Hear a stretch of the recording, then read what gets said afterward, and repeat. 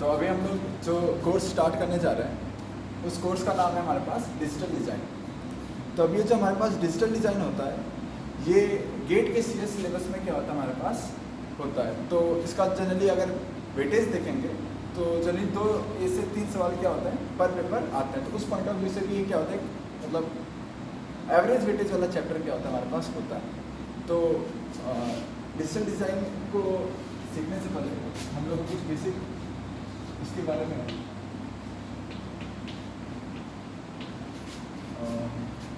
जो भी मतलब मैथमेटिकल टूल यूज होगा इसमें उसको हम लोग आज क्या कवर करेंगे, राइट। डिजिटल सिस्टम्स या फिर इसको हम लोग डिजिटल डिज़ाइन करेंगे।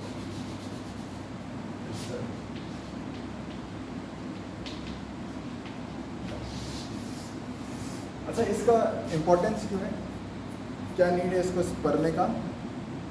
तो जनरली जितने भी हमारे पास डिवाइसेस होते हैं हमारे सराउंडिंग्स में वो बेसिकली मोर और लेस जितने भी होंगे मोस्ट ऑफन आप देखेंगे कि वो डिजिटली डिवाइसेस होंगे, राइट। एक्चुअली में अगर हम लोग देखें तो जो डिवाइसेस होते हैं वो 2 टाइप के होते हैं। एक होगा जो हमारे पास डिजिटल डिवाइस आएगा और एक होगा जो हमारे पास एनालॉग डिवाइस की कैटेगरी में आएगा। विद पैसेज ऑफ टाइम जैसे जैसे टेक्निकली हम लोग एडवांस होते जा रहे हैं तो हम लोग एनालॉग से क्या हो रहे हैं डिजिटल की तरफ शिफ्ट हो रहे हैं। बट ये पॉइंट भी सही है कि हम लोग 100% शिफ्टिंग नहीं कर सकते। मतलब हम लोग 100% डिजिटल सिस्टम पे या फिर डिजिटल डिवाइसेस पे डिपेंडेंट नहीं हो पाएंगे, राइट। तो बट जैसे जैसे हम लोग देख रहे हैं टाइम के साथ हम लोग डिजिटल डिवाइसेस पे ज़्यादा डिपेंडेंट हो रहे हैं। तो अब इन दोनों के बीच में मतलब इस चैप्टर में हम लोग इनकी डिज़ाइनिंग जो डिजिटल डिवाइसेस होते हैं उनकी डिज़ाइनिंग को हम लोग को क्या करना है, स्टडी करना है। बट उस पे आने से पहले हम लोग ये देखना चाहेंगे कि मतलब डिजिटल और एनालॉग में डिफरेंस क्या होता है और बेसिक मतलब प्री रिक्वायरमेंट क्या होता है डिजिटल डिज़ाइन को सीखने का। तो अगर हम लोग बेसिक का डिफरेंस देखें डिजिटल और एनालॉग में जो कि डिटेल में पढ़ाया जाता है इलेक्ट्रॉनिक्स में, एक्चुअली ये पार्ट होता है इलेक्ट्रॉनिक्स का मतलब सिस्टम को डिटेल में जाना वो एज अ पार्ट होता है इलेक्ट्रॉनिक्स का। बट हम लोग यहाँ पे एज अ मतलब बेसिक जान लेते हैं कि डिजिटल और एनालॉग के बीच में क्या डिफरेंस होता है एंड फिर हम लोग अपने मेन कोर्स में आ जाएंगे that is digital design, right. तो अगर हम लोग देखें बेसिकली हमारे पास कोई अगर डिजिटल डिवाइस है और एनालॉग डिवाइस है में यही डिफरेंस होता है कि जो एनालॉग डिवाइस होता है ना वो कोई भी इनपुट ले सकता है एंड आर्बिट्रली वो कोई भी हमारे पास आउटपुट दे सकता है, राइट। मतलब इसमें ना इनपुट लेने का कोई कंडीशन है ना ही आउटपुट लेने का कंडीशन। मतलब अगर हमारे पास कोई एनालॉग डिवाइस है, इसको एग्जांपल समझते हैं कि मान लेते हैं हमारे पास कोई एक सिग्नल है, सपोज कोई इलेक्ट्रॉनिक सिग्नल है हमारे पास। तो जनरली जो इलेक्ट्रॉनिक सिग्नल्स होते हैं सिग्नल्स बहुत टाइप के होते हैं बट मेनली हम लोग क्या होता है इलेक्ट्रॉनिक सिग्नल्स को ज़्यादा मतलब क्या होता है स्टडी करते हैं। उसका मेन रीज़न ये होता है कि मतलब अगर हम लोग 11th-12th में एनर्जी पे भी देखेंगे तो जनरली हम लोग सारी एनर्जी को क्या होते हैं इलेक्ट्रिकल एनर्जी की फॉर्म में कन्वर्ट करना चाहते थे। बिकॉज क्योंकि इलेक्ट्रिकल एनर्जी से दूसरे एनर्जी में कन्वर्ट करना वो क्या होता है जनरली आसान होता है। उसी तरीके से जितने भी सिग्नल्स होते हैं हमारे पास उसको हम लोग जनरली इलेक्ट्रॉनिक सिग्नल्स में कन्वर्ट करते हैं। तो बेसिकली हम लोग स्टडी ज़्यादा इलेक्ट्रॉनिक सिग्नल को ही करते हैं। तो जनरली जो इलेक्ट्रॉनिक सिग्नल होता है वो पोटेंशियल डिफरेंस या फिर करंट का मतलब विद रिस्पेक्ट टू टाइम पे यहाँ पे पोटेंशियल डिफरेंस हो सकता है या फिर करंट हो सकता है विद रिस्पेक्ट टू टाइम। तो अगर हमारे पास सपोज कोई इलेक्ट्रॉनिक सिग्नल इस टाइप से कोई भी ग्राफ ले लेते हैं इलेक्ट्रॉनिक सिग्नल का, मान लो कोई भी ग्राफ है हमारे पास इस तरीके से कोई ऐसा ग्राफ है इलेक्ट्रॉनिक सिग्नल का, right, with voltage with respect to time, ठीक। तो अगर हम लोग के पास एनालॉग सिस्टम है तो यहाँ इस एक्सिस में टाइम है इस एक्सिस में वोल्टेज है। तो अपने मर्जी से हम लोग कोई भी मतलब इनपुट ले सकते हैं। मतलब मेरे को मन किया यहाँ पे डिस्कस करने का वैल्यू चेक करने का, मान लीजिए टाइम टी इक्वल्स क्या हमारे पास T0 है, राइट। एंड यहाँ पे इस T0 वैल्यू पे यहाँ पे मान लो जो पोटेंशियल का वैल्यू वो है सपोज हमारे पास V0। मेरा मन क्या है कि मतलब यहाँ T0 पे पोटेंशियल क्या आ रहा है हमारे पास V0 आउटपुट, कुछ भी हो सकता है V0 की वैल्यू, राइट। तो यहाँ ये मतलब ऐसा हम लोग के पास फ्रीडम कहाँ पे होता है एनालॉग में होता है। लेकिन अब यही चीज़ डिजिटल में अगर हम करने लगे तो डिजिटल में क्या होता है एक्चुअली इधर भी डिस्क्रीट लेवल्स होते हैं एंड इधर भी डिस्क्रीट लेवल्स होते हैं। डिस्क्रीट लेवल्स का मतलब कि हम लोग इंटरवल्स में इसको डिफाइन कर देते हैं और उसी इंटरवल की जो अपर लिमिट होगी या फिर लोअर लिमिट होगी वहीं पे हम लोग वैल्यू डिस्कस करेंगे। जैसे एग्जांपल में मान लो सेम ग्राफ को अगर हम लोग को डिजिटल सिस्टम में देखना होता है तो हम लोग डिजिटल सिस्टम इसको कैसे स्टडी करते हैं। मान लो ये जो सेम ग्राफ है तो यहाँ पे हम लोग क्या करते हैं इसको डिफरेंट टाइम इंटरवल्स में डालते हैं। जैसे मान लो हमारे पास हो गया एक T1 राइट, ये हो गया हमारे पास T2, ये हो गया हमारे पास सपोज T3, ये हो गया हमारे पास T4 राइट। इसी तरीके से T5 करते करते मैंने बहुत सारे इंटरवल्स लिया राइट। एंड यहाँ पे हमारे पास सपोज मान लीजिए हमारे पास V1, V2, V3, V4, ये वाला इंटरवल जरूरी कि मतलब इक्वल इंटरवल्स हो राइट, ऐसा कोई जरूरी नहीं है। जनरली इक्वल इंटरवल्स होता है बट ऐसा मैं कंफर्म नहीं करता हूँ कि यहाँ पे जो T1, T2, T3, T4, T5, T6 है ये इक्वल इंटरवल्स की गैप में होगा। हो सकता है ये 0.2 हो या 0.2 की लेना हो तो नॉर्मल मैथमेटिक्स सबसे ये मान लो 1 है, ये 2 है, ये 3 है, ये हो सकता है 5 हो जाए T4 की वैल्यू, ये हो सकता है 8 हो जाए राइट। मतलब इक्वल इंटरवल्स में डिवाइड हो ये चीज़ ऐसा कोई जरूरी नहीं है राइट। बट इंटरवल के फॉर्म में क्या होता है हमारे पास डिवाइड होता है। अब डिजिटल सिस्टम में क्या है कि अब मैं डिजिटल सिस्टम में इसकी एनालिसिस सिर्फ T1 पे करूँगा, T2 पे करूँगा, T3 पे करूँगा, T4 पे करूँगा, T5 पे करूँगा, T6 पे करूँगा राइट। और उसी के अकॉर्डिंगली मेरी वैल्यू जो आएगी वो V1, V2, V3, V4 पे आएगी। समझ लो कहने के बाद यहाँ पे क्या था कि मैं यहाँ से लेके यहाँ तक मतलब जिस इंटरवल में हम लोगों ने ग्राफ को डिफाइन किया है, जिस इंटरवल में हम लोगों ने सिग्नल को डिफाइन किया है उस इंटरवल में कोई भी वैल्यू मैं ले लूँ T का, वहाँ पे मैं उसका आउटपुट क्या कर सकता हूँ निकाल सकता हूँ। बट डिजिटल सिस्टम ऐसा नहीं है। डिजिटल सिस्टम में मैंने जिस इंटरवल में इसको क्या क्या डिवाइड किया है राइट, जिस इंटरवल में मैंने इस पर्टिकुलर ग्राफ को डिवाइड किया है उसी इंटरवल की वैल्यूज पे ही मैं क्या कर सकता हूँ एनालिसिस कर सकता हूँ, ना कि पूरे वैल्यूज पे एनालिसिस करना। समझ में आए? The basic difference between digital and analogue system यही होता है कि एनालॉग सिस्टम में कोई भी अपने मर्जी से आर्बिट्ररी इनपुट ले सकते हैं और उसी के अकॉर्डिंगली हमारे पास आउटपुट आता है। बट डिजिटल सिस्टम में क्या होता है कि जो हम लोग सब यूनिट डिफाइन किए होते हैं, जिस सब यूनिट जिस इंटरवल में हम लोगों ने इसको ब्रेक किया होता है उसी इंटरवल की वैल्यूज पे ही हम लोग क्या करेंगे डिस्कशन करेंगे राइट। मतलब T1 से T2 के बीच में जो वैल्यूज होगी वो सब नेग्लेक्टेड है, उनकी कोई मतलब यूज नहीं है। समझ में आए? वो हमारे लिए इंपॉर्टेंट ही नहीं डिजिटल सिस्टम में। हम लोग सिर्फ T1 पे डिस्कस करेंगे, T2 पे डिस्कस करेंगे, उनके बीच की वैल्यूज जो भी होगी उस पर हम लोग डिस्कशन नहीं करने वाले।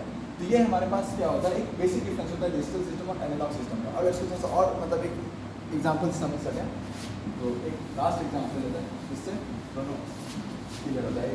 इस बार हम लोग न्यूमेरिकल वैल्यू ले लेते हैं राइट।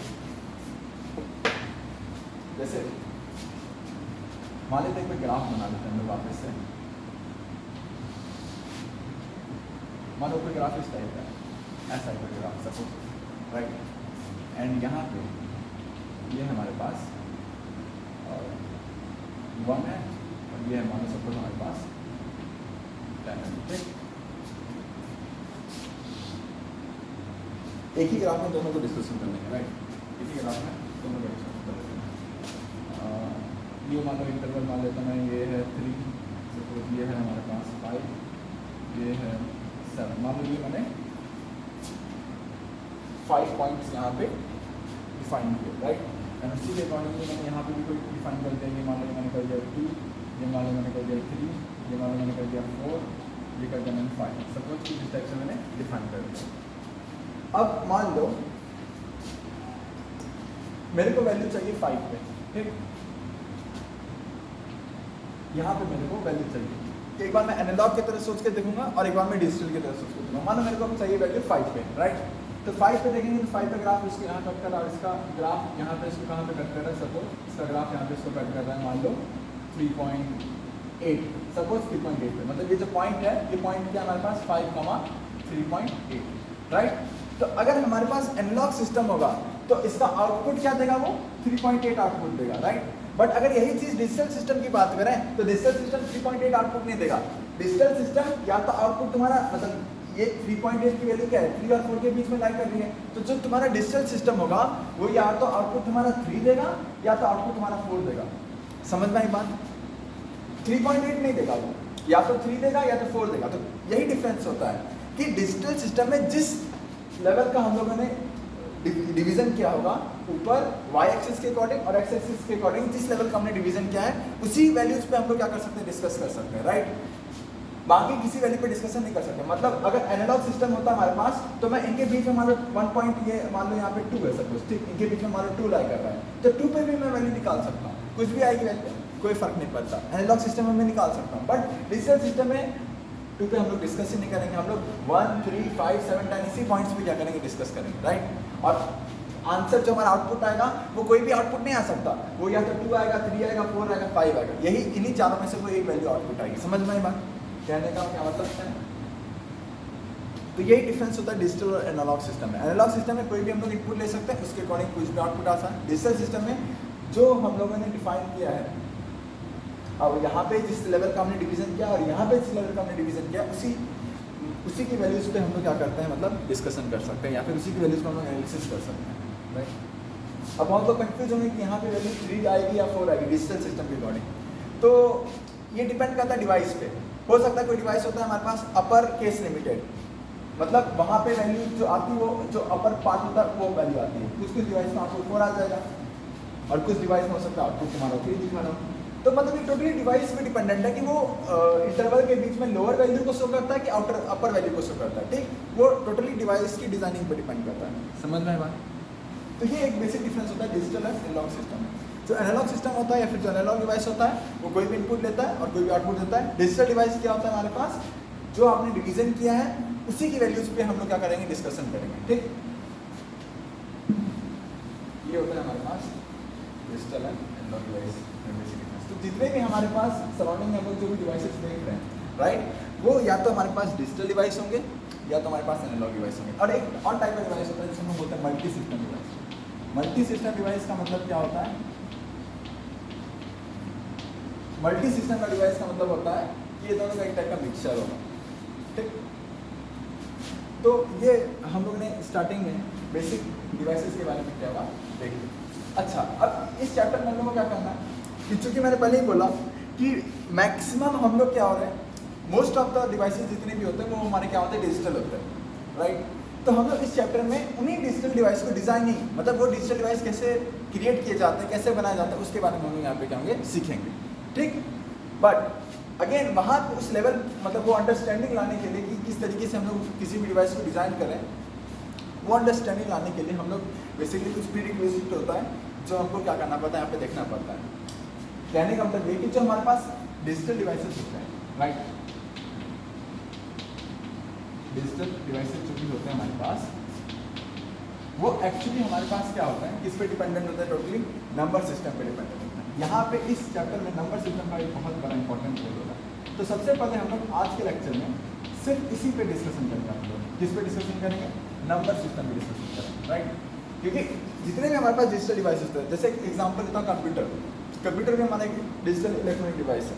तो उसमें भी क्या होता है हमारे पास, उसका पेरेंट क्या होता है, सीपीयू होता है। तो सीपीयू कौन सी लैंग्वेज अंडरस्टैंड करता है, बाइनरी लैंग्वेज अंडरस्टैंड करता है, right, which is also part of number system, ठीक। बाइनरी नंबर सिस्टम हम लोगों ने पढ़ा होगा, तो वो भी क्या है, नंबर सिस्टम का ही क्या है हमारे पास पार्ट है। तो जितने भी डिजिटल डिवाइसेस होते हैं वो इंटायरली डिपेंडेंट होते हैं किस पे, नंबर सिस्टम पे। तो उनको उनकी डिजाइनिंग को स्टडी करने के लिए सबसे पहले हमको नंबर सिस्टम के बारे में अच्छी नॉलेज होनी चाहिए, ठीक। तो आज के लेक्चर में सिर्फ हम लोग नंबर सिस्टम पे ही क्या करेंगे, डिस्कशन करेंगे। उसके बाद हम लोग धीरे धीरे डिजाइनिंग की तरफ बढ़ेंगे, ठीक। तो नंबर सिस्टम की बात करते हैं हम लोग, नंबर सिस्टम, नंबर सिस्टम। तो बेसिकली नंबर सिस्टम कहते हैं किसका, ये तो भाई मतलब 4th 5th से पढ़ते आ रही है सारी चीज़ें। तो नंबर सिस्टम क्या होता है, मतलब एक तरीके का मेथड है जिससे हम लोग किसी भी नंबर को रिप्रेजेंट करते हैं या फिर मैनिपुलेट करते हैं, राइट। नंबर सिस्टम क्या होता है, एक तरीके का मेथड है जिससे हम लोग किसी भी नंबर को रिप्रेजेंट करते हैं या फिर मैनिपुलेट करते हैं। अब कितने टाइप के नंबर सिस्टम होते हैं, तो बहुत टाइप के नंबर सिस्टम होते हैं। एक होता है डेसिमल नंबर सिस्टम, राइट, ये सब पढ़ा हुआ होगा आप लोगों ने, डेसिमल नंबर सिस्टम को फटाफट विचार कर लेते हैं। डेसिमल नंबर सिस्टम क्या होता है हमारे पास, जहाँ पे जो हमारे पास डिजिट होता है वो क्या होता है, 0 से लेके 9 के बीच में लेके हम लोग कोई भी नंबर को बनाते हैं। डिजिट 0 से लेके 9 के बीच में कोई भी नंबर को हम लोग क्रिएट करते हैं तो उसको हम लोग क्या बोलते हैं, डेसिमल नंबर सिस्टम बोलते हैं, ठीक, राइट। नेक्स्ट होता है हमारे पास बाइनरी नंबर सिस्टम। एग्जाम्पल देना पड़ेगा क्या इसका? 25.34 ले लो, क्या ये एग्जाम्पल हुआ इसका? ये सब मतलब 25-55 से पड़ता है binary number system. Binary number system, binary number system क्या होता है? ये ऐसा नंबर सिस्टम होता है जिसमें सिर्फ वैल्यूज क्या होती है, 0 और 1 में होती है, राइट। 0 और 1 होती है, ठीक। उस 0 1 से लेके हम लोग कोई भी नंबर का फॉर्मेशन करें, सिर्फ 0 और 1 को यूज करके कोई भी नंबर का अगर हम लोग फॉर्मेशन करते हैं तो वो क्या होता है, बाइनरी नंबर सिस्टम के अंदर आता है, राइट। अच्छा, 0 1 को यहाँ पे कंप्यूटर लैंग्वेज में क्या बोलते हैं, बिट्स बोलते हैं, ठीक। ये हो गया बाइनरी नंबर सिस्टम। नेक्स्ट हमारे पास आता है रोमन नंबर सिस्टम। ये सब तो भाई फर्स्ट सेकेंड में पढ़ते हैं। Roman number system, Roman number system. Roman number system क्या होता है? क्या तो हम लोग रोमन वेरिएबल्स लेते हैं, जैसे 1 को कैसे रिप्रेजेंट कर सकते हैं, आई से रिप्रेजेंट कर सकते, 5 को रिप्रेजेंट कर सकते, 20 से 10 को रिप्रेजेंट कर सकते। ये क्या होता है, 10 5 1, यही होता था ना, राइट। ये रोमन नंबर सिस्टम हुआ। एक और नंबर सिस्टम होता है जिसको हम बोलते हैं sexagesimal number system.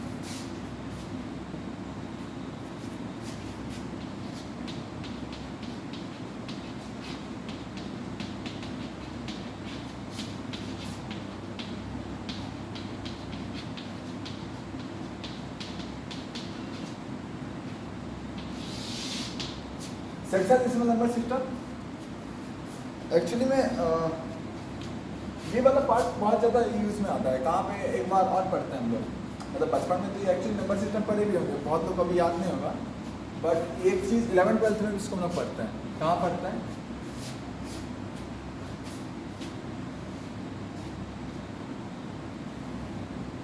Sexagesimal 11th 12th में भी आता है। कहाँ आता है वो आता है ट्रिग्नोमेट्री में। जब हम लोग एंगल का डिवीजन कर रहे होते हैं तो बहुत टाइप का एंगल का डिवीजन होता है। एक राइट एंगल डिवीजन होता है, एक और मेथड होता था ना, रेडियस आर्क मेथड होता था, जहाँ पे हम लोग रेडियल मेथड इसको हम लोग कहते थे, ठीक, जिसमें हम लोग डिग्री को डिफाइन करते थे रेडियंस के टर्म में। कैसे करते थे? अरे वो इम्पोर्टेंट यहाँ पे है नहीं, लेकिन फिर भी अगर रिसर्च करते क्या करते थे, हम लोग एक आर्क ड्रॉ करते थे जिसका रेडियस आर होता था, और वहाँ पे ये जो थीटा एंगल जो बनाता था उसको हम लोग डिफाइन करते थे। इसी तरीके से सेक्साडेसिमल वहाँ पे भी आया था। वहाँ पे सेक्साडेसिमल एंगल का डिवीजन करते थे, वहाँ पे भी पढ़े होंगे, खैर उसको छोड़ते हैं। सेक्साडेसिमल नंबर सिस्टम एक्चुअली हम लोग बचपन से पढ़ते आ रहे होंगे, मतलब अगर बचपन में से पढ़ते नहीं आ रहे होंगे, बचपन में ही पढ़े होंगे, उसके बाद पढ़ते नहीं है इसको, राइट। बाकी सब क्या होता है ना कि बचपन से पढ़ते आ रहे हैं तो याद रहता है, ये सिर्फ बचपन में ही पढ़ते हैं तो इसलिए ये चीज़ याद नहीं हो सकता है। बेसिकली ये एक्चुअली डिपेंडेंट क्या होता है कि यहाँ पे वैल्यूज जो होती है ना, 0 से लेके 59 तक जाती है, ठीक। फिर जैसे ही 59 क्रॉस करती है वापस 0 हो जाती है। जैसे इन केस ऑफ एग्जांपल में सेकंड्स ले लो या फिर मिनट्स ले लो, क्या होता है, एक सेकंड मिनट में कितने सेकंड होते हैं, 60 सेकंड होता है। तो एक्चुअली 1 से लेके 59 के बाद क्या होता है तुम्हारा, वापस 0 सेकंड पे पहुंच जाता है, राइट। तो वही होता है सेक्साडेसिमल नंबर सिस्टम, जहाँ पे वैल्यूज क्या होती है 0 से 59 के बीच में क्या होती है, फ्लक्चुएट करते रहती है। खैर इतना इंपॉर्टेंट नहीं है, बस नंबर सिस्टम होता है, जानते रखें। ये तो एक होगा normal classification.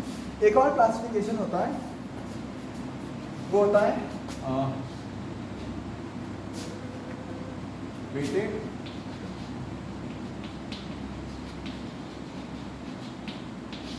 Unweighted, non weighted.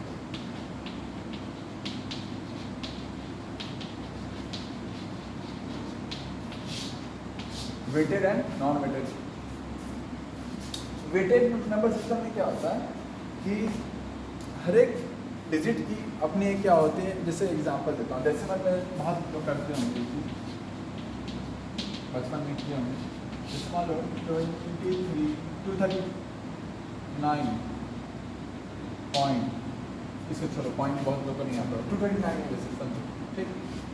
तो यहाँ पे इस वाले डिजिट का क्या होता था पावर, हम लोग क्या लिखते थे यहाँ पे, तो इसका मतलब डिजिट का वेट होता था 10 की पावर 0 या फिर 10 का पावर क्या लिखते थे 0 लिखते थे।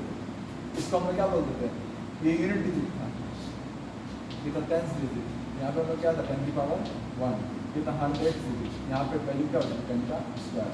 तो बेसिकली हम लोग अगर इसको पूरा एक्सपेंड करके लिखे तो क्या लिखते थे 2 इंटू 10 का square plus 3 into 10 to the power 1 plus 9 into 10 to the power 0, इस तरीके से हम लोग लिखते थे, राइट।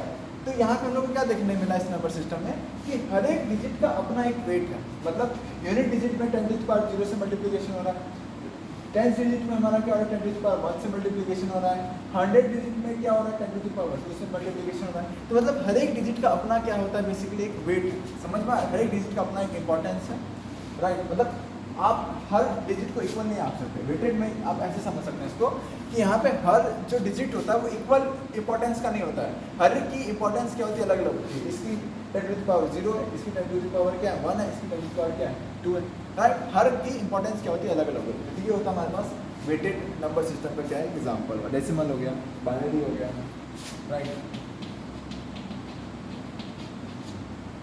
नॉन वेटेड में क्या होता है, हर एक का मतलब इसमें आप कह सकते हैं हर एक का क्या होता है इक्वल इंपॉर्टेंस होता है, इस तरीके से समझ सकते हैं। जैसे रोमन हो गया एग्जाम्पल, एक रोमन, ग्रेट गोल, रोमन में जैसे मान लेते हैं अगर हम लोग 16 लिखते हैं, राइट, या फिर 16 रोमन में इस तरीके से लिखते थे, ठीक। तो यहाँ पे हर एक डिजिट का मतलब इक्वल इंपॉर्टेंस है, कोई मतलब वेटेड का पार्ट सिस्टम यहाँ पे क्या नहीं दिख रहा है, हर एक डिजिट का इक्वल इंपॉर्टेंस है। यहाँ पे क्या है हर डिजिट का इक्वल इंपॉर्टेंस नहीं है, समझ में आ रहा। तो इस तरीके का भी क्लासिफिकेशन क्या होता है हमारे पास, होता है वेटेड है नॉन वेटेड।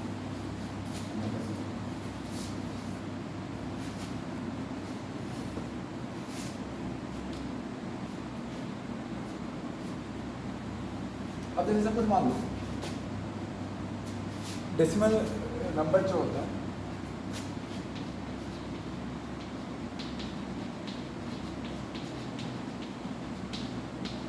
उनको एक्सपेंड करते हैं, एक एग्जाम्पल फटाफट करके आगे बढ़ते हैं। जैसे मान लो डेसिमल में एक्सपेंशन जैसे अभी कराए थे, मान लो कोई भी नंबर 641, इसको एक्सपेंशन में क्या लिखेंगे 641 6415 मान लीजिए, इसको एक्सपेंशन में कैसे लिखेंगे 5 इंटू 10 टू द पावर क्या लिखेंगे 0 plus 1 into 10 to the power क्या लिखेंगे 1 प्लस 4 इंटू 10 का क्या लिखेंगे स्क्वायर प्लस 6 इंटू क्या लिखेंगे 10 का। तो इस तरीके से हम लोग एक्सपेंडेड फॉर्म में लिख सकते हैं इसको, कोई दिक्कत वाली बात नहीं। अगर मान लो इसको डेसिमल में ले लेते हैं 6415.56 है, राइट। तो अब इसको कैसे लिखेंगे, तो बहुत लोग को हो सकता है इसमें कंफ्यूजन हो जाए। 6 into 10 to the power 3 plus 4 into 10 का square plus 1 into 10 to the power 1 plus 5 into 10 to the power 0। यहाँ तक तो सब लिख लेंगे। अब आगे डेसिमल के आगे वाले पार्ट में क्या होता है, इसको तुम लिखोगे 5 into 10 to the power -1 plus 6 into 10 to the power -2, right. इस तरीके से लिखोगे। तो ये हमारा डेसिमल नंबर का एक्सपेंशन, कोई बहुत बड़ी बात यहाँ पे नहीं है, ठीक। सॉर्ट ऑफ अगर हम लोग को बाइनरी नंबर का एक्सपेंशन लिखना हो तो जैसे बाइनरी नंबर को देखते हैं,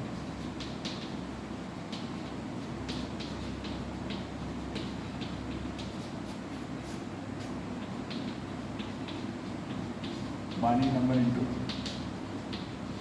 decimal number, binary number into decimal number, ठीक। जैसे सपोज अगर हमारे पास कोई बाइनरी नंबर ले लेते हैं कुछ भी, ठीक, जैसे 1010010011 मान लो कुछ भी मेरे पास नंबर है इस टाइप का, राइट। इसका बेस 2 है, बाइनरी नंबर है ये। अब इसको डेसिमल में कन्वर्ट करना है, मतलब जैसे हम लोग ने डेसिमल नंबर को एक्सपेंड करके लिखा उसी तरीके से हम लोग बाइनरी नंबर को भी क्या कर सकते हैं एक्सपेंड करके लिख सकते हैं, ठीक। अगर हमको इसको एक्सपेंड करके लिखना है जस्ट सेम प्रोसीजर होता है जैसे हम लोगों ने डेसिमल नंबर को एक्सपेंड करके लिखा। यहाँ पे क्या लिखेंगे first 1 into two to the power 0, फिर दूसरा क्या है प्लस में 1 into two to the power 1, क्योंकि ऑब्वियस सी बात है बाइनरी में क्या होता है हमारे पास 0 और 1 होता है, तो दो ही डिजिट होता है ना हमारे पास, इसलिए इसका जो बेस होता है इसका क्या होता है बेस, इसको हम क्या कहेंगे बेस कहेंगे, या फिर इसी को हम क्या कहते हैं रेडिक्स करते हैं, इसी को क्या कहते हैं बेस या फिर रेडिक्स करते हैं। ठीक, जैसे डेसिमल में क्या होता है 0 से 9, डेसिमल जो होता है हमारे पास नंबर होता है डेसिमल, वो कहाँ से कहाँ तक डिफाइन होता है 0 से लेके 9 तक डिफाइन होता है, तो उसका बेस क्या होता है हमारे पास 10 होता है, या फिर उसी को रेडिक्स करते हैं, उसका जो बेस होता है या फिर रेडिक्स क्या होता है हमारे पास 10 होता है। ठीक, तो इसको अगर हम लोग बाइनरी को डेसिमल में लिखना हो तो क्या लिखेंगे 1 into two to the power 0, फिर 1 into two to the power 1 plus 0 into two to the power 2 plus 0 into two to the power 3 plus 1 into two to the power 4 plus 0 into two to the power 5 plus, अब लगता है space में पड़ेगा 0 into two to the power 6 plus 1 into two to the power 7, एक से मतलब इसको थोड़ा सा मैं इधर ले लेता हूँ 1 0 1 0 0 1 0 0 1 1,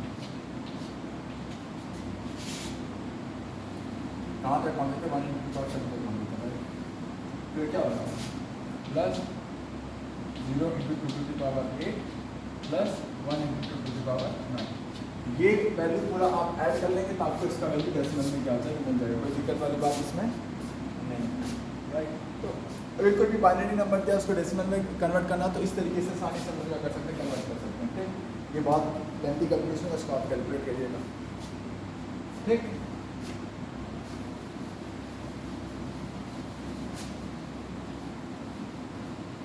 ये था binary to decimal.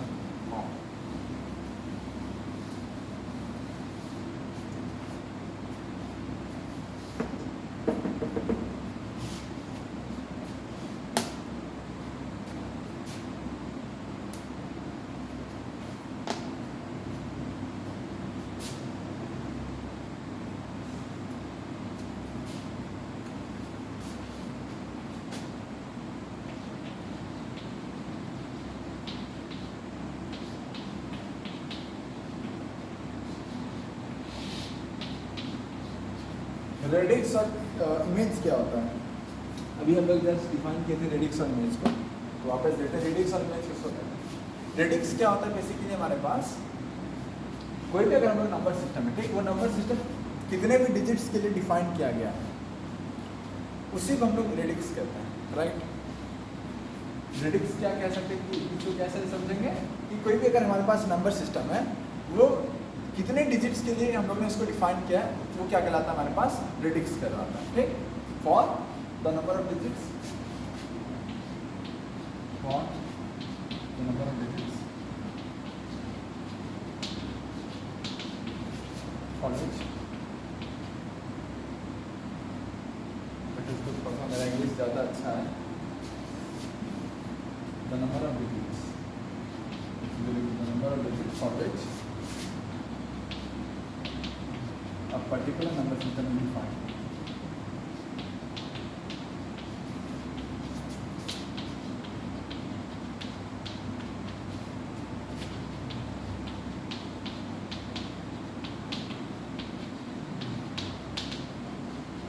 For which a particular number system, the number of digit for which the particular number system is defined, इसी को हम लोग क्या कहते हैं रेडिक्स या फिर इमेज कहते हैं।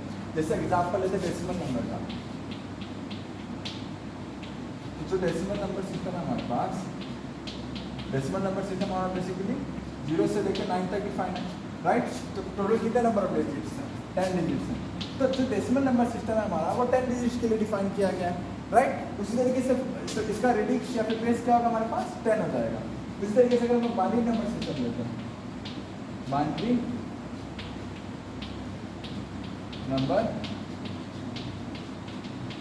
सिस्टम लेते हैं, तो जो बाइनरी नंबर सिस्टम है हमारे पास वो 2 डिजिट के लिए डिफाइन किया गया है, 0 से लेके 1 तक, राइट। तो उसका बेस क्या होगा हमारे पास 2 होगा। सिमिलरली आर्बिट्ररीली कोई भी हम लोग दूसरा नंबर सिस्टम अपने हिसाब से बना लें, ठीक। तो उसका वो जितने नंबर ऑफ डिजिट के लिए डिफाइन किया गया होगा वही हमारे पास क्या होता है, रेडिक्स ऑफ इमेज कहलाता है। यहाँ पे नंबर ऑफ डिजिट कहना मतलब ज़्यादा सही नहीं लगेगा, मतलब आगे हम लोग जो अगले डिफरेंट टाइप का नंबर सिस्टम और देखेंगे तो वहाँ पे कुछ डिजिट्स भी रहेंगे प्लस कुछ कैरेक्टर्स भी रहेंगे, राइट। तो एक तरीके से कह सकते हैं द नंबर ऑफ एंट्रीज लिखना है, क्या लिखते हैं, number of entries, the number of entries for which a particular number system is defined is called as radix of image of the number of system, ठीक। डिजिट्स क्यों नहीं कहेंगे कि आगे हम लोग एक दो और नंबर सिस्टम जब पढ़ेंगे तो वहाँ हमको देखने को मिलेगा कि वहाँ पे डिजिट्स भी हैं प्लस कुछ कैरेक्टर्स भी होते हैं उसमें, राइट। तो वो टोटल ओवरऑल तुम देखोगे तो उसका बेस अलग आएगा, मतलब कैरेक्टर्स जितने प्लस जितने नंबर ऑफ डिजिट्स के लिए वो डिफाइन है, टोटल उसका क्या होता है, बेस और रेडिक्स होता है, ठीक। तो वो हम लोग आगे एग्जाम्पल में देखेंगे।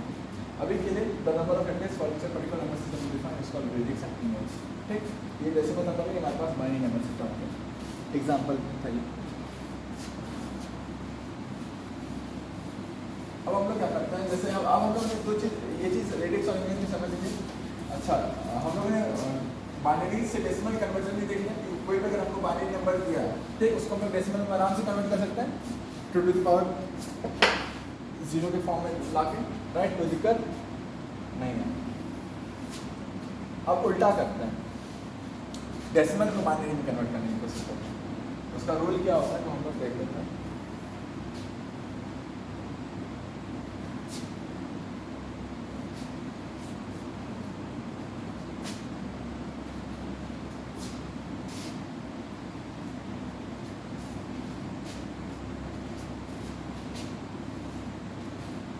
Conversion of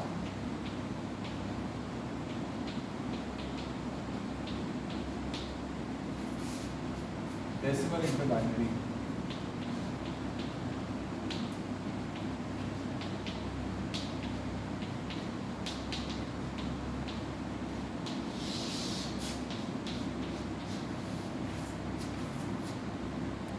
कैसे हम लोग डेसिमल को बाइनरी में कन्वर्ट करते हैं वो हम लोग देखते हैं।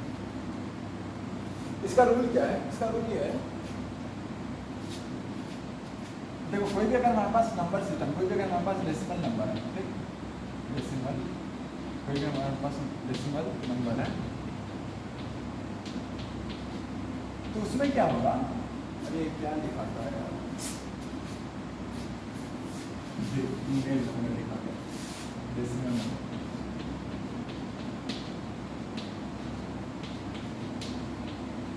देखो कोई भी अगर हमारे पास सपोज डेसिमल नंबर है, ठीक, तो उसमें क्या होगा, आइदर इंटीजर पार्ट होगा, इंटीग्रल पार्ट होगा, प्लस फ्रैक्शनल पार्ट होगा। जैसे एग्जांपल में 24.51 ले लो, राइट। तो जो 24 है हमारे पास वो क्या है, इसका इंटीग्रल पार्ट है, और जो हमारे पास 0.51 लिखा है हम लोगों ने वो क्या है, इसका फ्रैक्शनल पार्ट हो गया, फ्रैक्शनल पार्ट, राइट। तो कोई भी अगर हमारे पास डेसिमल नंबर होता है उसमें क्या होता है, इंटीग्रल पार्ट भी होता है प्लस फ्रैक्शनल पार्ट भी होता है, ठीक। तो 24.51 में जैसे मैंने देखा यार इसमें क्या इंटीग्रल पार्ट भी है प्लस क्या है, फ्रैक्शनल पार्ट भी इंक्लूडेड है, राइट। तो अब हम लोग डेसिमल को जब बाइनरी में कन्वर्ट करते हैं तो इंटीग्रल पार्ट को सेपरेटली डील करेंगे और फ्रैक्शनल पार्ट को क्या करेंगे हम लोग, सेपरेटली डील करते हैं, ठीक। अब इंटीग्रल पार्ट के लिए रूल क्या होता है, rule for integral part, integral part के लिए रूल क्या होता है कि जो हमारे पास यहाँ पे इंटीजर है, राइट, जो हमारे पास यहाँ पे इंटीजर प्रेजेंट है उस इंटीजर को सब्स्टिट्यूएंटली आप 2 से डिवाइड करिए, राइट। बाइनरी नंबर है ना, क्या है बाइनरी नंबर है, तो उसको आप क्या करिए 2 से डिवीजन करिए, ठीक। इनफैक्ट अगर आपको किसी दूसरे टर्म में क्या करना है, इसको कन्वर्ट करना है, जैसे डेसिमल को अगर आप किसी और टर्म में कन्वर्ट करते हैं जिसका रेडिक्स सपोज n है, बाइनरी नंबर का रेडिक्स या फिर बाइनरी नंबर का जो रेडिक्स होता था वो क्या होता था हमारे पास, n होता था, सॉरी 2 होता था, राइट। बाइनरी नंबर का रेडिक्स हमारे पास 2 होता था, ठीक। अगर हम लोग सपोज कोई दूसरा नंबर सिस्टम इसको कन्वर्ट करते हैं जिसका रेडिक्स सपोज मान लो, या फिर जिसका बेस n है सपोज, ठीक, कोई होगा आर्बिट्ररी नंबर सिस्टम जिसका रेडिक्स n है, तो वहाँ पर हम लोग इसको n से डिवाइड करते हैं।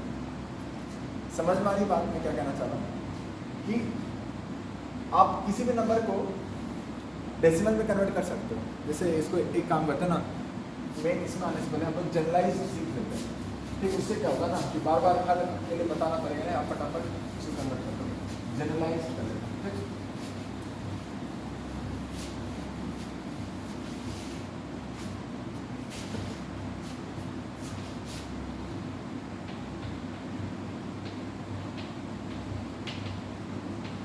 जनरलाइज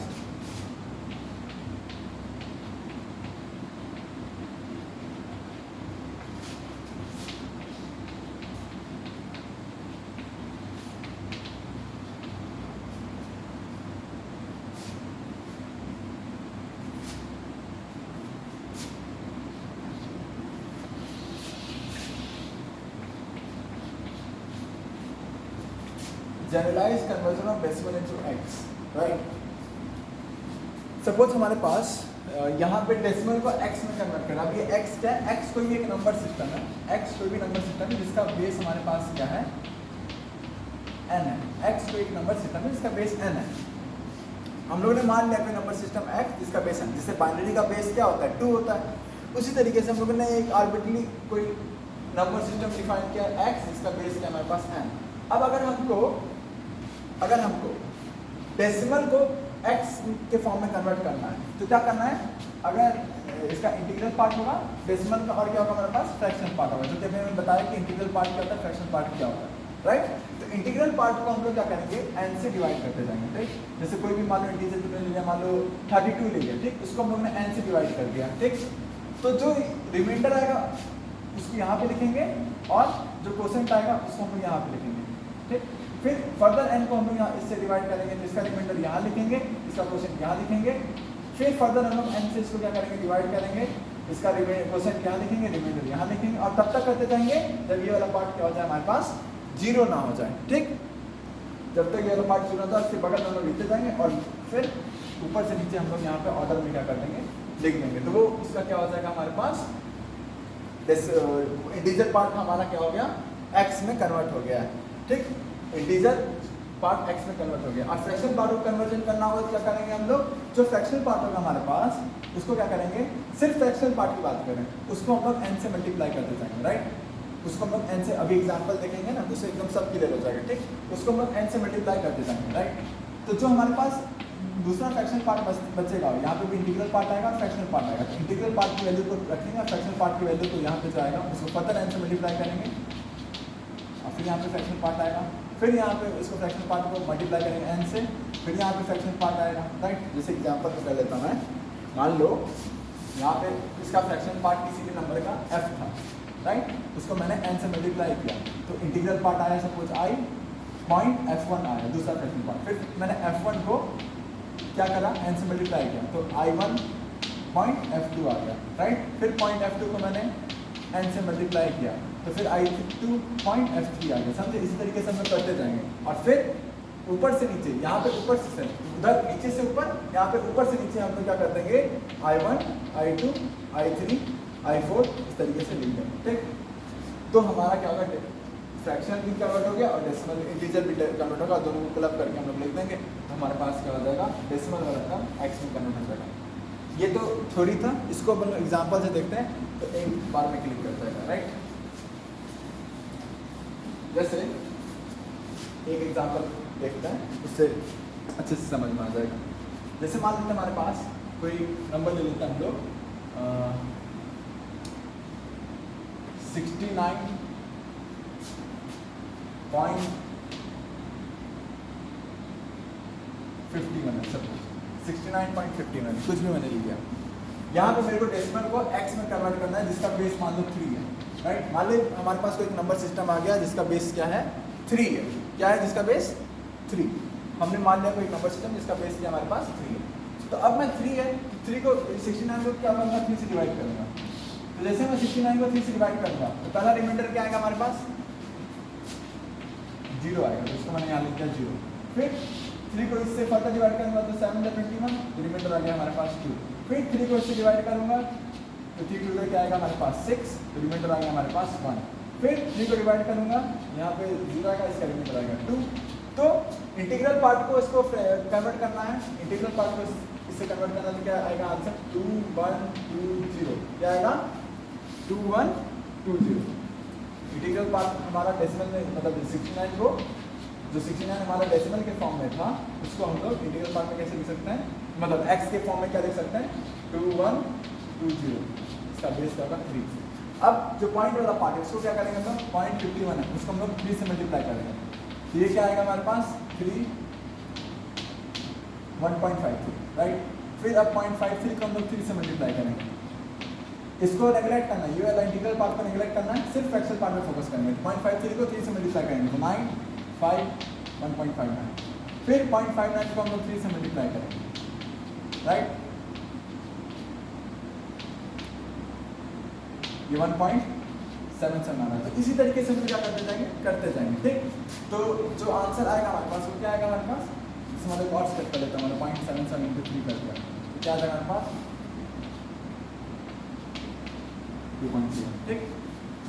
तो जो फ्रैक्शनल पार्ट को हम लोगों ने कन्वर्ट किया, यहाँ पे जो फ्रैक्शनल पार्ट क्या था 0.51, उसको अगर हम लोग, ये डेसिमल फॉर्मेट में है, तो उसको अगर हम लोग इसमें कन्वर्ट करेंगे तो क्या आएगा हमारे पास 1 1 पॉइंट में लिखेंगे 0.1112, इस तरीके से डॉट डॉट डॉट चलते जाएंगे, ये इनफाइनाइट तक चलते जाएगा, तुम्हारा क्या होगा, ये इनफाइनाइट तक चलते जाएगा। तो जितना ज़्यादा तुम यहाँ पे नंबर लिखोगे उतना ज़्यादा वो एक्यूरेट होगा, राइट। कोई 3 में लिख सकता है, कोई 4 में जाके छोड़ सकता है, अपने मर्जी पे जितना तुम लिखना चाहो उतना लिख सकते हो, बट जितना ज़्यादा लिखोगे उतना एक्यूरेट होगा। तो ओवरऑल अगर मैं लिखना चाहूँ कि 69.51 को उस फॉर्मेट में मतलब रिप्रेजेंट करना, तो कैसे करेंगे 2120.1112, इस तरीके से चलता रहेगा, राइट, बेसिस का, समझे। तो इस तरीके से हम लोग डेसिमल को किसी भी इंडेक्स में कन्वर्ट कर सकते हैं, समझ में आया। अगर हमको डेसिमल नंबर को किसी दूसरे नंबर सिस्टम में कन्वर्ट करना है जिसका बेस n है, तो क्या करना है, हम लोग को इंटीग्रल पार्ट और फ्रैक्शनल पार्ट दोनों को अलग अलग डील करना है, पहली चीज। दूसरा चीज, जो इंटीग्रल पार्ट है उसको हम लोग कंटिन्यूसली जो उसका बेस है उससे डिवाइड करते जाएंगे, तो उसके रिमाइंडर में यहाँ पे ऐसे लिखते जाएंगे, जैसे 3 था, इसका रिमाइंडर आया 0, फिर 3 था, 7 से डिवाइड होगा, 23 को डिवाइड करेंगे तो रिमाइंडर क्या आएगा 2 आएगा, फिर यहाँ पे इसका रिमाइंडर क्या आएगा 1 आएगा, तो ऐसे करते जाएंगे। तो जो हमारे पास फाइनली जब यहाँ पे 0 आ जाएगा, तो जो रिमाइंडर का ऑर्डर है उसको रिवर्स ऑर्डर में लिखना है, 2 1 2 0 रिवर्स ऑर्डर में लिखना है, ठीक। ये हो गया, हम लोग इंटीग्रल पार्ट को इस तरीके से डील करेंगे। फ्रैक्शनल पार्ट को डील करना है तो फ्रैक्शनल पार्ट को बेस से मल्टीप्लाई कर दो 1.53, 1.53 को मतलब फ्रैक्शनल पार्ट, इसका फ्रैक्शनल पार्ट पे देखेंगे, इंटीग्रल पार्ट पे यहाँ पे ध्यान नहीं देंगे, फ्रैक्शनल पार्ट पे डिस्कस कर रहे हैं तो हमारा फुल फोकस होगा फ्रैक्शनल पार्ट पे, इंटीग्रल पार्ट पे नहीं होगा, राइट। तो यहाँ पे 0.51 × 3 के 1.53 आया, तो इसका फ्रैक्शनल पार्ट को फिर फर्दर 3 से मल्टीप्लाई करेंगे, फिर इसके फ्रैक्शनल पार्ट को फर्दर 3 से मल्टीप्लाई करेंगे, ऐसे करते जाएंगे, इनफाइनाइट तक करते जाएंगे, समझ में बात। हो सकता है कुछ सिनेरियो में ये स्टॉप हो जाए, बट कुछ सिनेरियो में इनफाइनाइट तक जाएगा, राइट। तो हमको इनफाइनाइट तक नहीं करना है, हम लोग को 3-4 स्टेप तक करना है और फिर पॉइंट डॉट डॉट लिख देंगे, ठीक। वैसे जितना ज़्यादा यहाँ पे लिखेंगे उतना ज़्यादा वो क्या होगा, एक्यूरेट होगा। तो फिर दोनों को फिलअप करके हम लोग इस तरीके से लिख सकते हैं, ठीक। तो इस तरीके से हम लोग जनरलाइज डेसिमल को हम लोग क्या कर सकते हैं, किसी दूसरे नंबर सिस्टम में कन्वर्ट कर सकते हैं, ठीक। समझ में आ गया। अब कोई भी अब हमको कोई भी डेसिमल नंबर देगा और किसी भी नंबर सिस्टम में कन्वर्ट करने बोल देगा जिसका बेस n है, तो हम लोग आराम से कर सकते हैं, कोई दिक्कत वाली बात इसमें नहीं है। अगर दिक्कत है तो वापस पीछे जाके समझ सकते हैं, ठीक। खैर अभी और एग्जांपल्स देखेंगे हम लोग, बाइनरी में जाएंगे और भी बाइनरी के जो डिफरेंट टाइप्स है उसमें देखेंगे, समझ में आई बात। तो ये था हमारा डेसिमल का कन्वर्जन किसी दूसरे नंबर सिस्टम में जिसका बेस हमारे पास क्या है n, ठीक।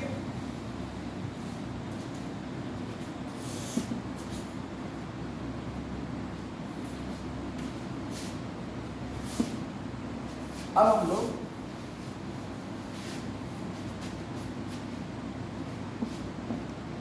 जनरलाइज कन्वर्जन ऑफ x, इसका बेस हमारे पास n है, इनटू डेसिमल।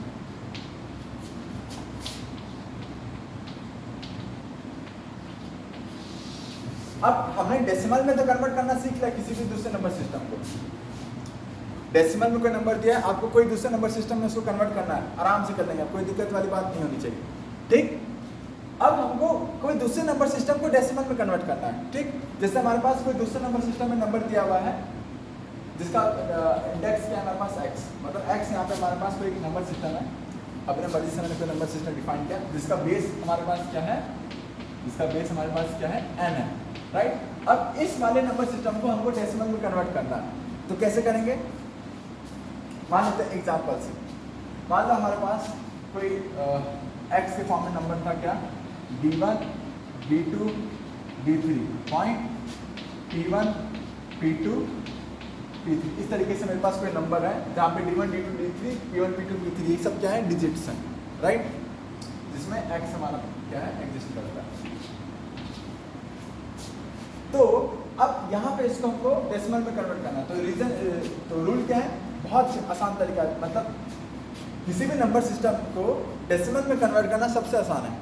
डेसिमल को किसी दूसरे नंबर सिस्टम में करना वो भी आसान है, बट उसमें क्या है कि इंटीग्रल पार्ट को सेपरेटली डील करो, फ्रैक्शन पार्ट को सेपरेटली डील करो, तो बहुत लंबा स्टेप हो जाएगा, बट इसमें तो बहुत आसानी से कन्वर्ट कर सकते, कोई दिक्कत वाली बात इसमें नहीं है। क्या करना है, जैसे हम लोग नॉर्मली एक्सपेंड करते हैं ना डेसिमल को, उसी तरीके से यहाँ पे एक्सपेंड करना है, ठीक, प्रोसेस एकदम सेम है, बट बेस का ध्यान रखना। नॉर्मली जब डेसिमल को एक्सपेंड करते हैं तो वहाँ पे बेस क्या होता है, 10 होता है, तो 10 के रिस्पेक्ट में हम लोग क्या करते हैं, एक्सपेंशन करते हैं। यहाँ पे बेस क्या है हमारे पास, n है, तो n के रिस्पेक्ट में तुम एक्सपेंशन कर दो, राइट। जैसे यहाँ पे क्या लिखोगे तुम, d3 इंटू n की power 0 plus d2 into n की power 1 plus d1 into n की पावर 2, फिर यहाँ प्लस कर दोगे p1 इंटू n की power -1 plus p2 into n की power -2 plus p3 into n की पावर -3।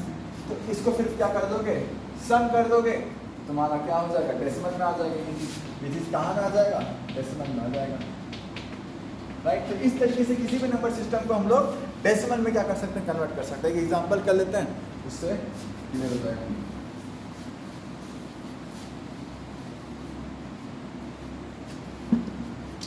जैसे 121.11 मान लो इस तरीके से, इसका बेस मैंने क्या ले लिया, 3 ले लिया, ठीक। अब इसको हमको क्या करना है, कन्वर्जन करना है 1 to 1.11, तो इसको क्या करेंगे 1 into 3 to the power 0 plus 2 into 3 to the power 1 plus 1 into 3 का स्क्वायर प्लस पॉइंट के आगे वाले टर्म को 1 इंटू 3 की पावर -1 प्लस 1 इंटू 3 की पावर -2, अब इसको क्या करते सम कर लो, ये सारी वैल्यूज को जब ऐड कर लो, मान डेसिमल में नंबर आ जाएगा। तो एक और एग्जांपल लेते हैं, सी, ठीक, 152.53 बेस है इसका 3, इसको एक्सपेंड करो, जस्ट वीडियो को पॉज करो और इसको एक्सपेंड कर लो, राइट, इसको मतलब डेसिमल में कन्वर्ट कर लो। इसको डेसिमल में कन्वर्ट करते हैं, तो 2 इंटू क्या किया होंगे आप लोग, 2 इंटू 3 की पावर 0 प्लस 5 इंटू 3 की पावर 1 प्लस 1 इंटू 3 का स्क्वायर, राइट, प्लस 5 इंटू 3 की पावर -1 प्लस 3 इंटू 3 की पावर -2। इसको क्या करते हैं, फिर आप ऐड कर लिए होंगे और आंसर लिखते हैं, राइट, जो कि क्या है हमारे पास गलत है। क्यों गलत है, क्योंकि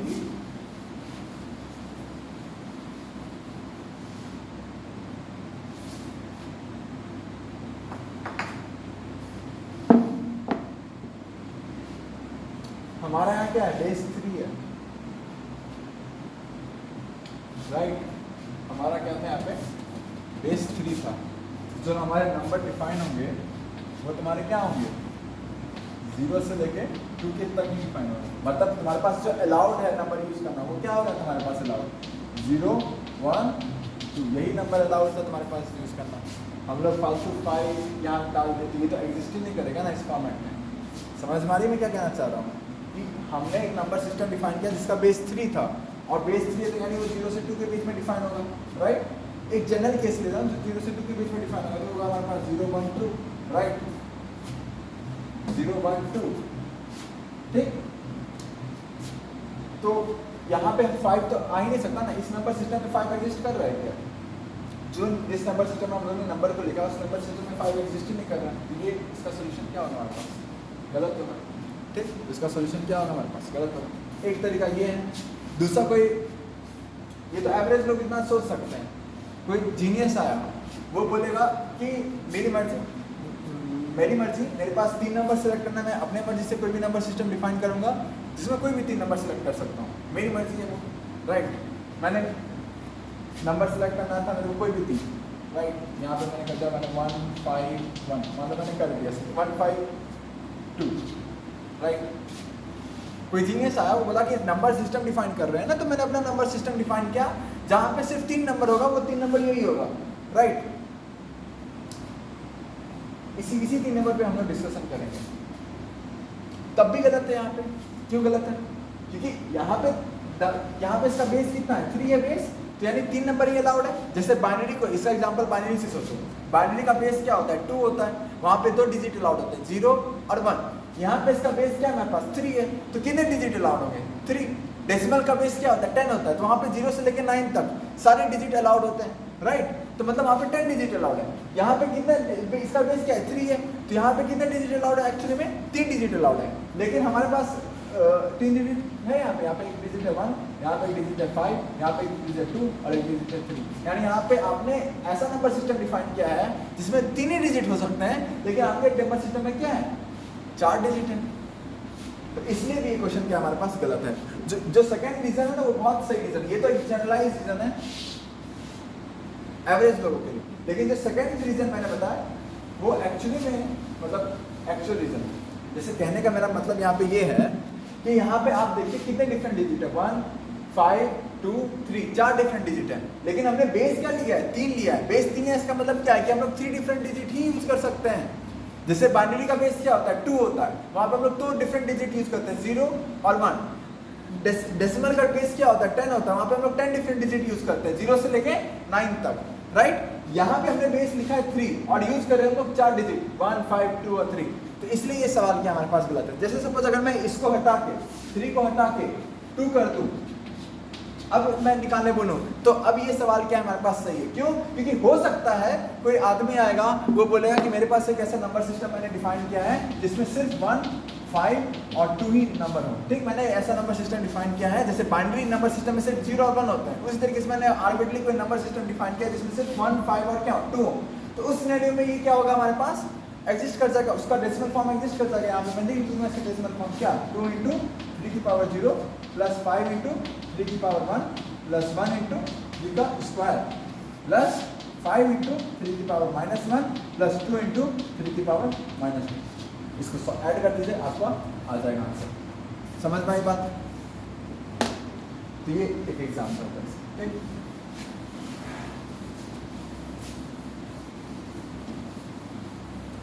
तो अभी हम लोगों ने क्या क्या सीख लिया?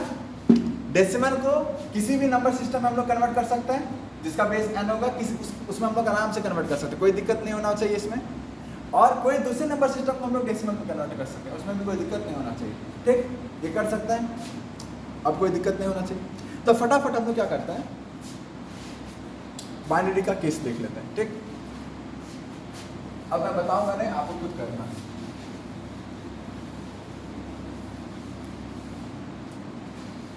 जैसे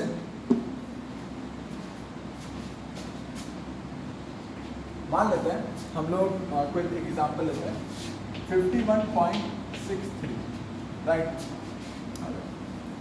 थोड़ा सा आते हैं 253.635 253.63। अब इसको आपको बाइनरी में कन्वर्ट करना है। ये हमारे पास क्या है? डेसिमल में है, इसको आपको बाइनरी में कन्वर्ट करना है। कैसे कन्वर्ट करेंगे?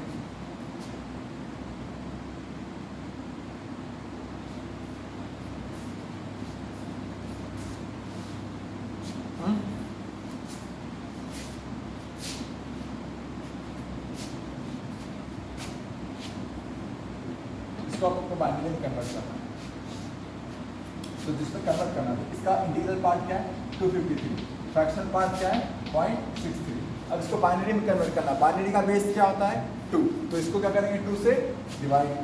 तो कर दो 2 से डिवाइड, तो 2 2 4 1 रिमाइंडर क्या आएगा यहाँ पे 1, फिर 2 इधर 12, रिमाइंडर आएगा यहाँ पे 0, फिर 2 इधर 6,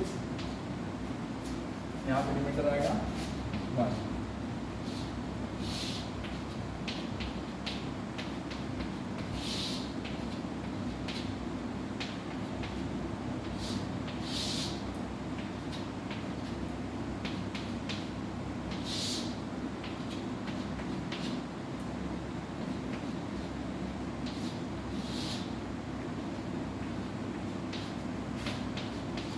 तो इसको इंडिजिबल को बाइनरी में कैसे कन्वर्ट करेंगे? तो 253 का बाइनरी फॉर्म क्या होगा? 1 1 1 3 1 है, 2 3 1 है। ये होगा इसका बाइनरी फॉर्म। ठीक, अब इसको हम लोग बाइनरी फॉर्म में कैसे कन्वर्ट करेंगे? 0.63 को 2 से मल्टीप्लाई कर दो, 1.26, फिर 0.26 को 2 से मल्टीप्लाई कर दो, 0.52, फिर 0.52 को 2 से मल्टीप्लाई कर दो, 1.04, 0.04 को 2 से मल्टीप्लाई कर दो, राइट, 0.0, राइट। इसको ऊपर से नीचे तक देखें तो क्या आएगा? 1010। तो यानी ओवरऑल हम लोग 253.63 को बाइनरी फॉर्म में कैसे लिखेंगे? 111, कितना बनेगा? 6 बनेगा।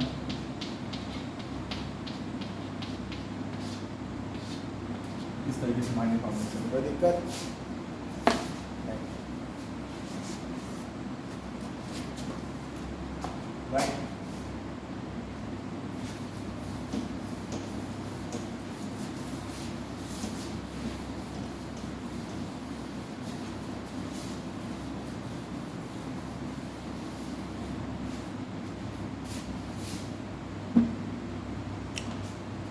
अब बाइनरी को डेसिमल में कन्वर्ट करना, जैसे सपोज मान लो 1010.1002, कैसे कन्वर्ट करेंगे?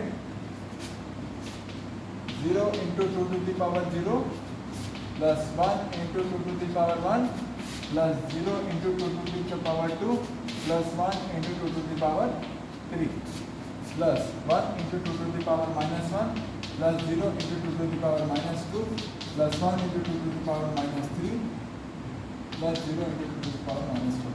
अच्छा, हमेशा एक चीज़ ध्यान रखना, कोई भी अगर क्वेश्चन आया सवाल में कहीं पे भी, देखो जितना बेस दिया है ना उतना ही डिस्टिंक्ट डिजिट यहाँ पे प्रेजेंट हो सकता है। जैसे बहुत अभी जस्ट थोड़ी देर पहले हम लोग एक प्रॉब्लम देख रहे थे, वहाँ पे बेस 3 था और 4 डिस्टिंक्ट डिजिट दिख रहा था हमको, ठीक। तो हम लोग ने क्या बोल दिया कि वो पॉसिबल नहीं है। तो जितना बेस होगा ना उतना डिस्टिंक्ट डिजिट इसमें प्रेजेंट होना चाहिए, उससे ज़्यादा तो वो डिस्टिंक्ट डिजिट दिख रहा है तो इसका मतलब वहाँ पे वो चीज़ एग्जिस्ट नहीं कर सकती है, राइट। कोई दिक्कत नहीं होना चाहिए, समझ में आई बात। तो कभी भी अगर तुम किसी को डेसिमल में कन्वर्ट कर रहे हो, कोई नंबर सिस्टम से, कोई भी नंबर सिस्टम जो अपनी मदद से डिफाइन कर रहे हो, उसको डेसिमल में कन्वर्ट कर रहे हो, तो वहाँ पे हमेशा एक चीज़ ध्यान रखना है, क्या कि जो बेस होगा ना यहाँ पे उतना ही डिस्टिंक्ट डिजिट अंदर प्रेजेंट होना चाहिए। उससे ज़्यादा डिस्टिंक्ट डिजिट प्रेजेंट है तो दिक्कत है, उससे कम है चलेगा, कोई दिक्कत नहीं है, उससे ज़्यादा होगा तो बहुत दिक्कत है, समझे। तो वहाँ पे वो चीज़ एग्जिस्ट नहीं करेगी। तो हम लोगों ने बाइनरी में डिस्कशन कर लिया है, ठीक। तो बाइनरी, तो कोई बाइनरी को तुम डेसिमल में कन्वर्ट कर सकते हो, डेसिमल को बाइनरी में कन्वर्ट कर सकते हो, कोई दिक्कत नहीं, ठीक। इनफैक्ट डेसिमल में तो हम लोग ने जनरलाइज डिस्कशन कर लिया है ना। डेसिमल को किसी दूसरे अदर वेरिएबल में, मतलब अदर नंबर सिस्टम में जिसका बेस n है, n कुछ भी हो सकता है, 1 2 3 4 5 6, 1 नहीं हो सकता, मतलब 1 नहीं हो सकता, सीरियस बात है, मतलब कोई सेंस नहीं रहेगा वहाँ में, समझे। तो नंबर, कोई भी नंबर सिस्टम n जिसका तुम्हारे पास है, तो वहाँ पे कुछ भी तुम रख लो n की वैल्यू, तुम डेसिमल को उसमें कन्वर्ट कर सकते हो, कोई दिक्कत उसमें नहीं, ठीक। एक टिपिकल एग्जांपल था डेसिमल का बाइनरी में कन्वर्जन करना, जो कि हम लोगों ने कर लिया। अब हम लोग, एक मिनट,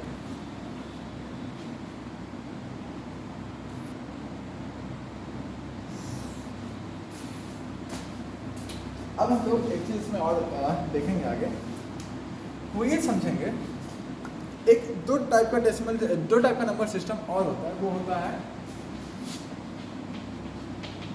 ऑक्टल और हेक्साडेसिमल।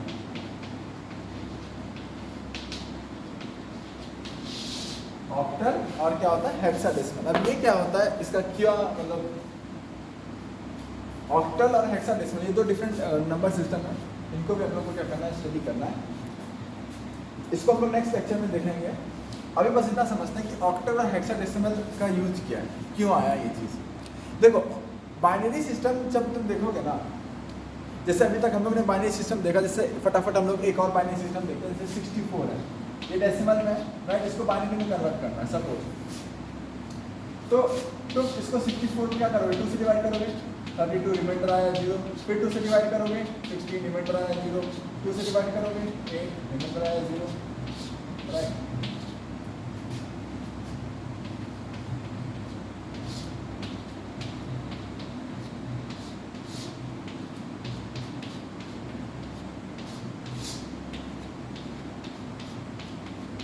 तो इसका बाइनरी रिप्रेजेंटेशन क्या होगा, 0 0 0 0 0 0, ये होगा इसका बाइनरी रिप्रेजेंटेशन, ठीक।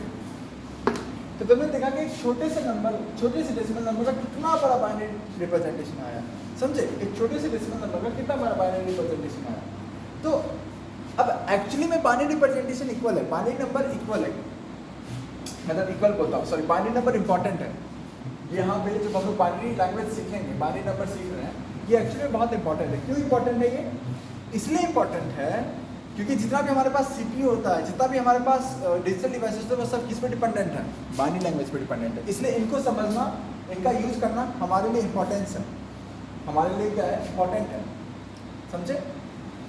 तो अब हम लोग देखेंगे कि नॉर्मल डेसिमल नंबर इतना बड़ा क्या हो रहा है हमारे पास, बाइनरी नंबर में कन्वर्ट हो जा रहा है, बहुत ज़्यादा स्पेस ले रहा है ना बाइनरी नंबर।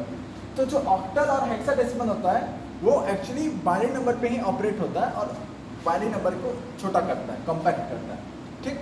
तो ऑक्टल और हेक्साडेसिमल को क्यों यूज़ कर रहे हैं, क्योंकि जो ऑक्टल और हेक्साडेसिमल होता है वो हमारा बाइनरी नंबर को करता है, छोटा करता है, कम्पैक्ट करता है, समझ में आई बात। इसलिए बाइनरी नंबर को वहाँ मतलब ऑक्टल और हेक्साडेसिमल को हम लोग पढ़ते हैं। तो बाइनरी नंबर जो होता है हमारा इंटरनली ज़्यादा स्पेस लेता है, इसलिए हम लोग ऑक्टल और हेक्साडेसिमल पढ़ते हैं, जो बाइनरी को छोटे फॉर्म में लिखता है, ठीक। तो ऑक्टल और हेक्साडेसिमल को हम लोग नेक्स्ट लेक्चर में देखेंगे। आज के लिए इतना ही, बाय।